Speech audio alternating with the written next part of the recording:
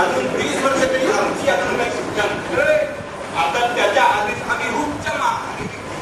काय बोलताय काय? त्या जिभेला काही हाड? अरे हाड हाड माझ्या जिभेला काय, पण साधीच्या समोर त्या शरीरात पण कुठं नसावं.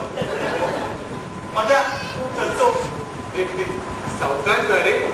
जर काय जगलो वाचलो बसून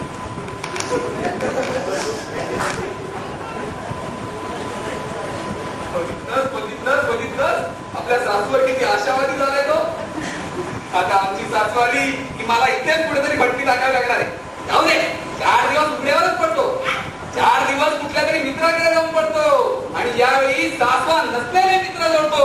जातोच मी इकडे. अरे तिकडे बाथरूम कडे कुठे? अरे हो, आमची सासू येणार, आम्ही बाथरूम कडे जाणार, 3-4 नावाने आंघोळ करतो.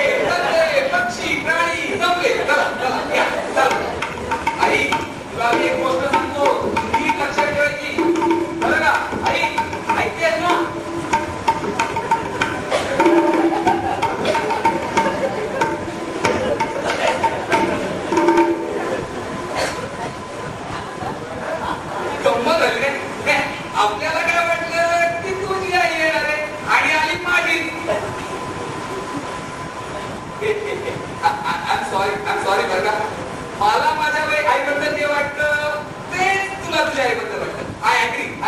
तुला मला शिक्षा करायची वाटते का? वाटते? ठीक आहे. पण हळू. हा आई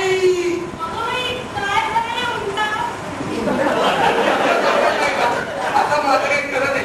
आई पण सोडणार नाही आणि बायको पण सोडणार नाही. जरा जाऊन बघूनच येतो. आलो आई, आलो. ती पंचसूत्री म्हण येते बघा. कुठे मंडळींना संसाराची पंचसूत्री सांग. ही संसाराची सूत्र आहे. नवऱ्याने बायकोचा किंवा बायकोने नवऱ्याचा 4 चौघात अपमान करू नये. उदाहरणार्थ कुणाकडे जेवायला गेल्यावर, आहो तुम्ही बटाट्याची भाजी जरा कमी खा, तुम्हाला गॅसचा खूप त्रास होतो, असं म्हणून नवऱ्याचा अपमान करू नये.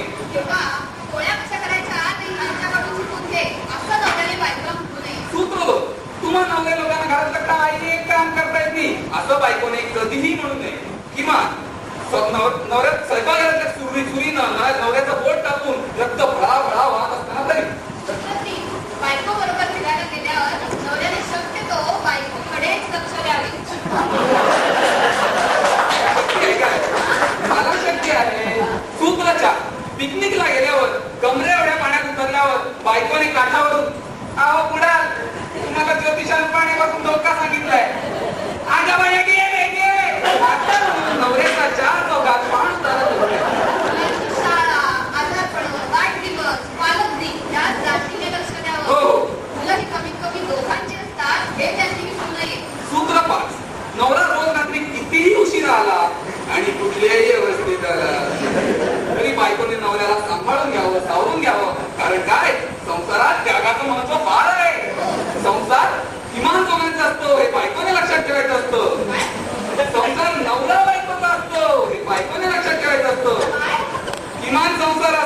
बायकोनेच लक्षात